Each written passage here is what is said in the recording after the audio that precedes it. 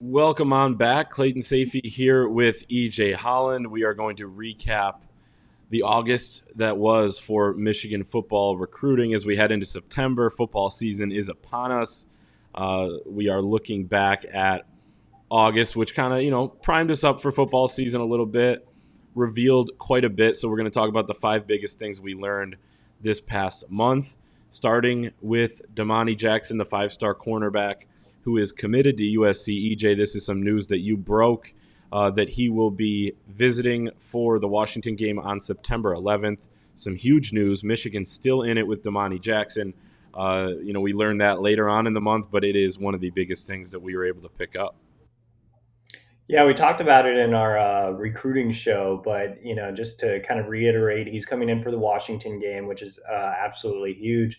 We thought he might come in for the game against Ohio State, which holds special meaning to him and his family, considering that he has a ton of family in Ohio. His dad is from Youngstown and grew up a Michigan fan. Damani also grew up a Michigan fan, so they grew up watching the rivalry together, and so it would make sense for him to come out to Ann Arbor and just hang out with Will Johnson and take in the game. But the fact that he's coming in for an OV for the Washington game and may still come back for the Ohio State game, I think speaks volumes of his interest. Growing up a Michigan fan, I think that, it's going to mean something for him to actually be in the big house, to get a feel for Ann Arbor on a game day, to see what the program's actually like and what makes Michigan so special. But yeah, I mean, if Michigan beats Washington, I think it'll position itself in a great spot to flip Damani.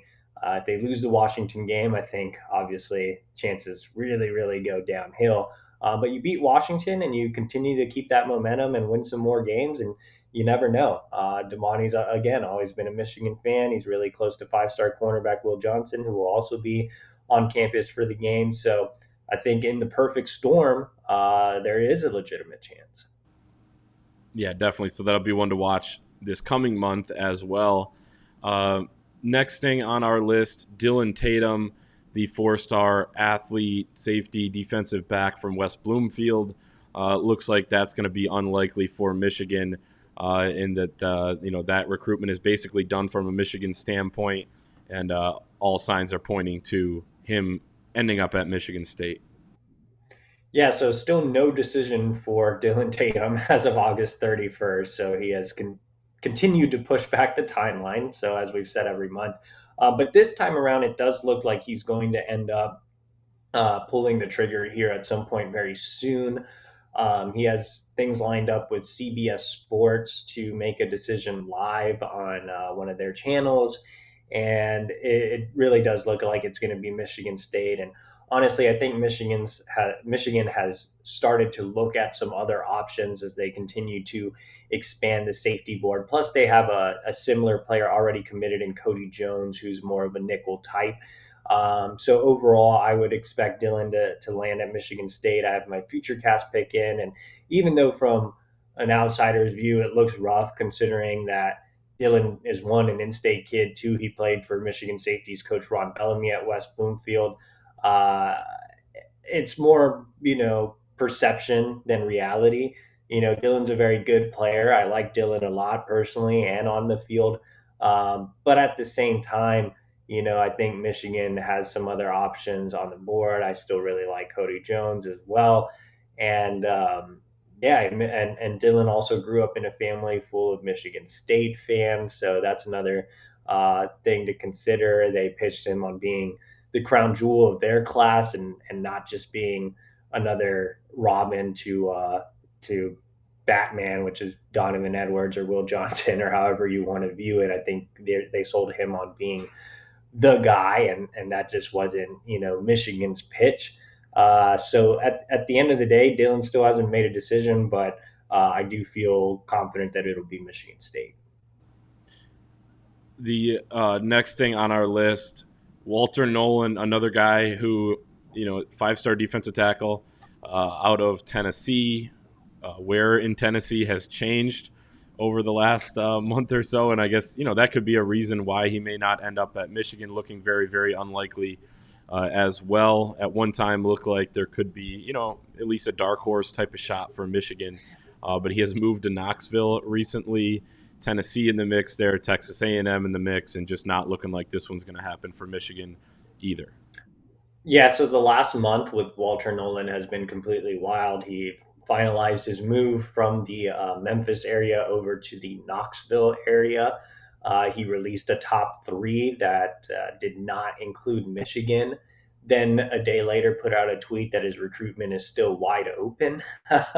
So it's been full of some weird news with Walter Nolan. Look, to kind of decipher everything, Walter Nolan was looking to move to the Detroit metro where his grandparents live. Once that didn't happen, and once he finalized his move to Knoxville, I think Michigan's chances decreased significantly.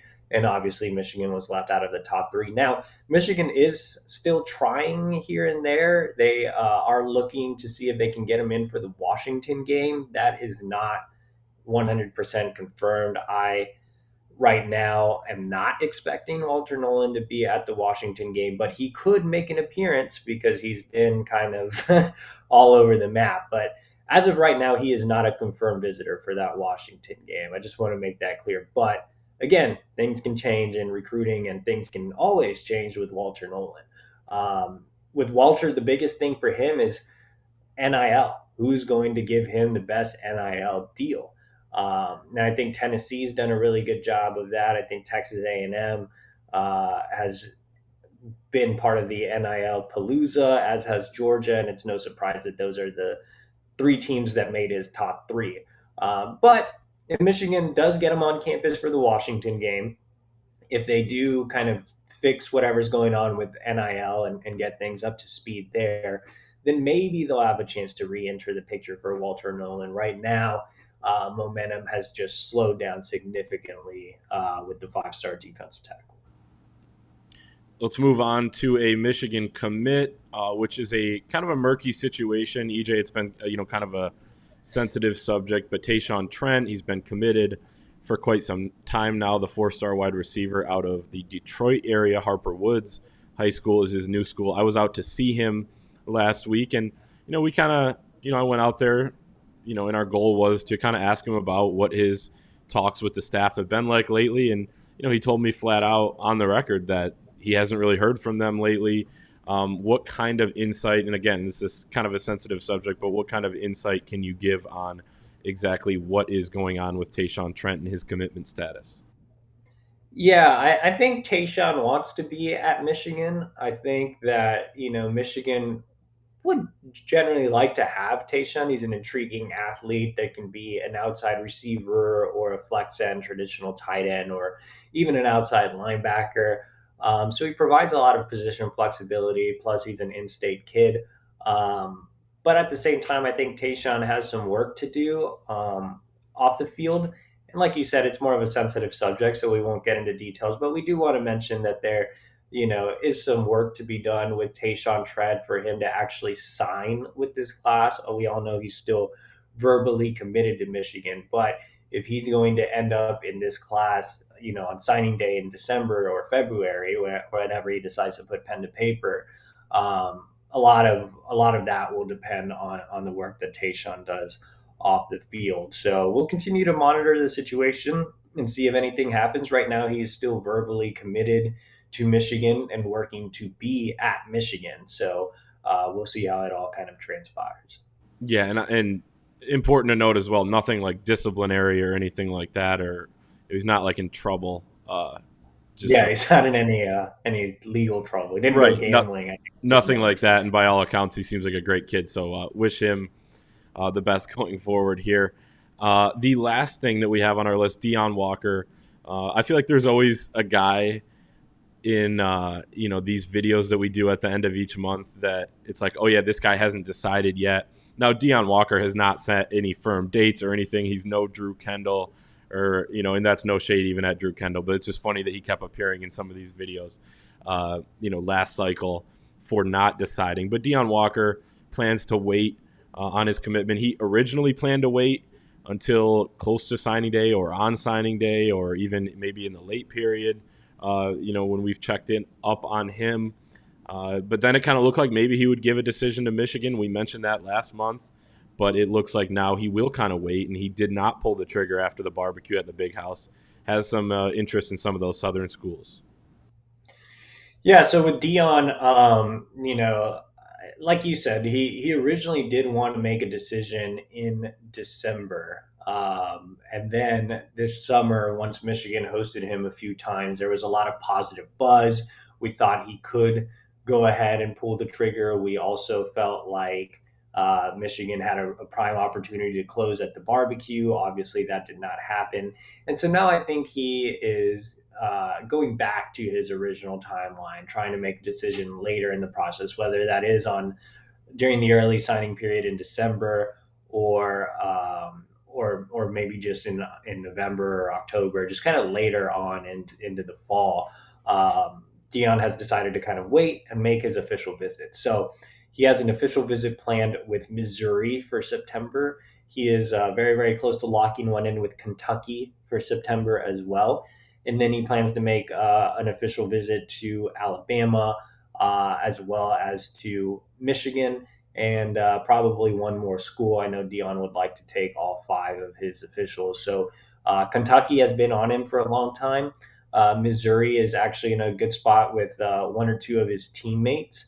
And, Alabama recently offered. Michigan has, made him a top target for a long time. And, the fifth possibility is Georgia.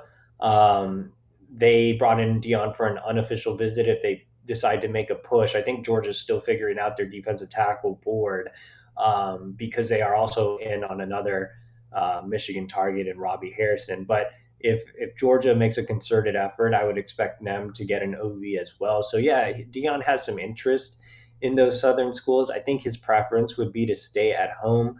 And that's what makes Michigan season that much more imperative. I mean, if they win games, they get guys like Dionte Walker. If they don't win games, then there's a chance Dion does head south. So we'll kind of see what it happens. But I think Dion's trying to make a business decision and just wait and see how, the beginning of the season plays out. That's why I can't wait for the beginning of this season and for the season to play out, because there's been so much talk about how big this season is, and now we finally get to see how it's going to unfold. You can follow all of this at thewolverine.com.